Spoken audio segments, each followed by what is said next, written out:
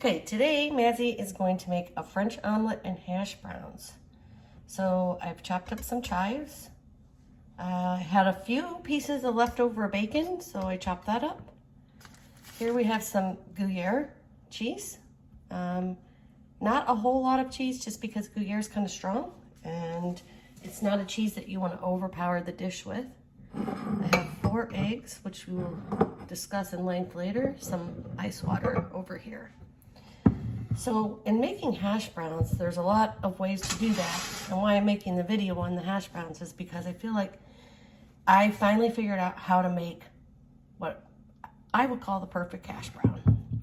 So I just have some new baby potatoes. You could use any potato you want.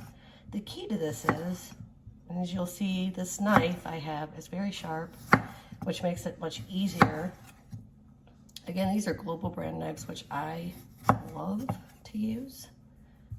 If you're looking for a knife to buy, I would suggest it. But see, I'm slicing these potatoes pretty thin. As thin as I can get them without using a mandolin. Mandolin, I feel like this would be too thin.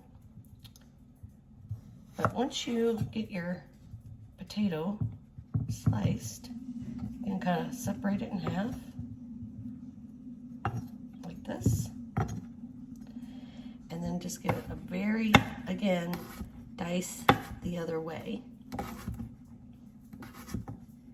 Always be careful when you're cutting things this precisely, because it can be dangerous to your fingers. At the end, you'll see I have these little tiny fry-like potatoes, and I put them in the ice bath to soak up the starch. And that will give us a better cook on the potato. This will be back after I finish slicing. All right, so we're back, and I had taken my hash browns out of the water and dried them really well in a clean dishcloth that had not been used for anything else, and put them in my stainless steel skillet here with some butter. I am not using any salt or pepper at this time because the pepper can take on a burnt flavor when you're cooking at a high heat like this. As you can see, this is a pretty high heat, and we just want an even layer of our julienne potatoes so that they can all cook nicely and evenly on the bottom. And we want to let them go for without really messing with them for about, I don't know, 4 minutes or so, 3 to 5, somewhere in there. It's going to be the medium high heat, and we're going to let those get crispy on one side. And the next step in our breakfast here is our French omelet. French omelet is a special way of cooking the eggs. And eggs, in my opinion, there are a lot of different kinds. I buy pasture-raised eggs. And the reason is because chickens can live in confinement. They can live in what's called cage-free, which means they're not actually in a cage, but they're just locked in a building. They can be free-range, which means they are not locked in a cage, and they might have a small outdoor area that they can get to. And pasture-raised means that they actually have free range of the pasture. That's important because chickens need protein. And as much as people might want to say, oh, vegetarian, a chicken is not a vegetarian. They like meat. They like meat more than they like vegetables. But corn is super cheap to feed, so that's their primary food source. All right. When you're making a French omelet, I use a large 12-inch nonstick skillet and 4 eggs. Now, this is going to be enough to feed 2.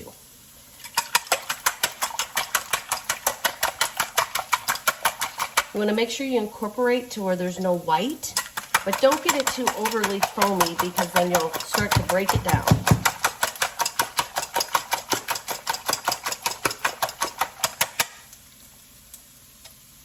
Not too foamy. Everything seems to be incorporated together. All right.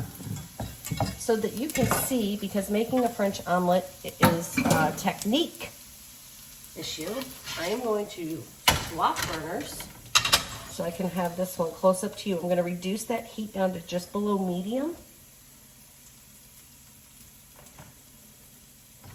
Keep our potatoes going over there on the side. So you want to get a little bit of butter and get that spread around your whole non-stick skillet and give it, nice and coated and completely melted down. Now, no salt or pepper, no milk, no anything in your eggs, just eggs beat by themselves with no other additions. I'm gonna pour that in our pan. And this is the part where you can't leave. When you're making this omelet, you have to stay with it the whole time. So I'm gonna move our camera so that you can see how I make this omelet. So you'll want to stir it. And you're stirring it the whole time you're cooking it. When you'll start to see that this is gonna curdle, but I keep stirring it, instead of letting it go into maybe like a scrambled egg like you normally would, keep stirring. And as you do this process, the egg will stop curdling, it'll go back liquid, and then it'll curdle again. And that is the key to getting the tenderness and the fluffiness of a French omelet. So if you guys just hang with me for a minute here, see how we're starting to get that curdle as if it's going to make scrambled eggs. But we don't want that, so we're going to keep stirring.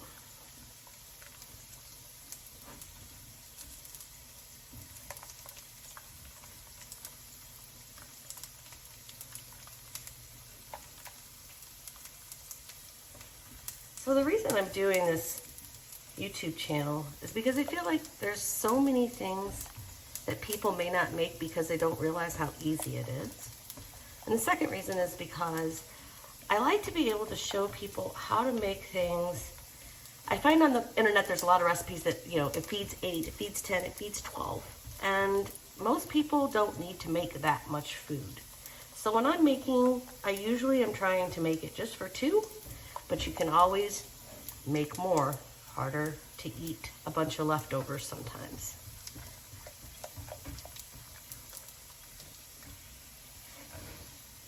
Now, I've got my temperature here pretty perfect because these eggs are acting in a manner that I would expect. If it's too high, you won't be able to get past that where they curdled and then went more liquid. And if it's too low, well, it'll just take forever.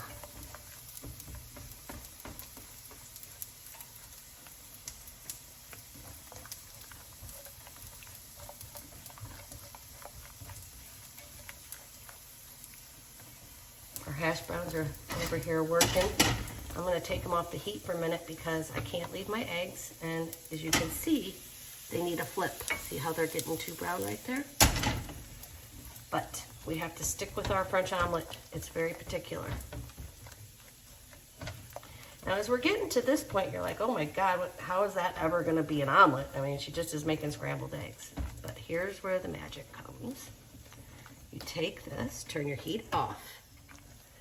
Take this and spread it out like you're icing a cake, kind of. As thin as you can get it across the pan evenly. All the sides. Just get it spread out. It won't look pretty at this point, but it's going to when we're done.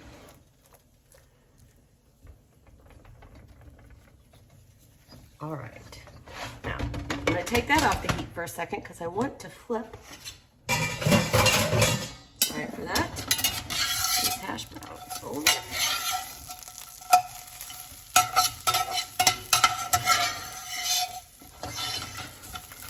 And they look perfect. We have them really nice and crispy on one side. So we're going to let these go and get crispy on the other side while we finish our omelet. Back on the heat for them. Back on the heat for our eggs. Okay, so now is when you want to add some salt and pepper. I've turned the heat off on this burner, but it's still warm, so it's helping my eggs to just finish up. Took that leftover bacon that I had from some sandwiches that I had made, some bacon, lettuce, and tomatoes, and thought, well, got a little slice, I'll put that in there. I'm gonna layer some Gruyere. It's just one of my favorite cheeses, but you can use anything, cheddar, mozzarella, pepper jack, fancy cheese, cheap cheese, it does not matter. Cheese works. Then, okay, gotta give that a little bit more right there. So see how I started to flip this and I see, oh, I got a little soft spot right there. And it's okay if your egg is a little bit soft because it's gonna continue to cook, but we do need to be able to roll it. So I'm gonna turn on the heat and just get this a little bit more so we can make this omelet roll properly.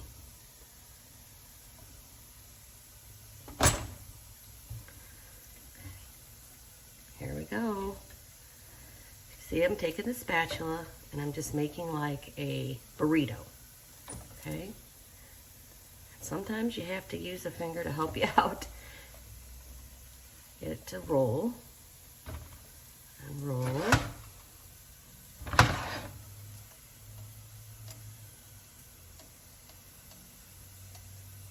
See how it's not browned, and that's important when you're making a French omelet. It's not supposed to be that dark color. Okay, perfect. Now we are going to plate.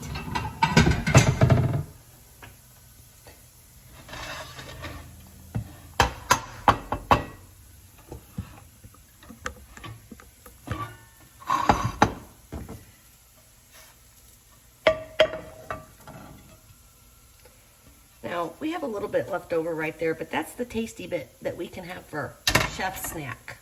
To clean this up, I'm gonna cut at an angle.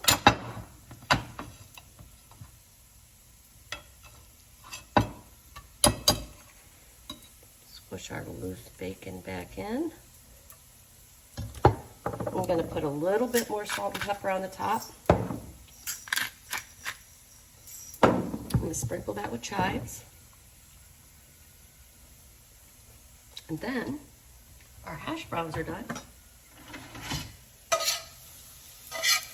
You can see they're just nice and brown and crispy. Wonderful hash browns are coming. Let me put this back on the frame. You can see here. And you're like, well, how do you know they're done? Well, grab one out. Tastes absolutely delicious. Those are definitely done. Like I said, at the end, give them a little salt and pepper.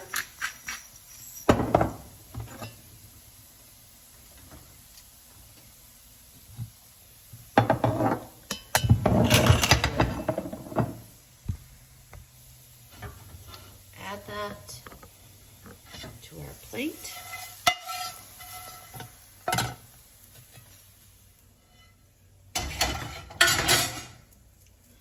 And there we go.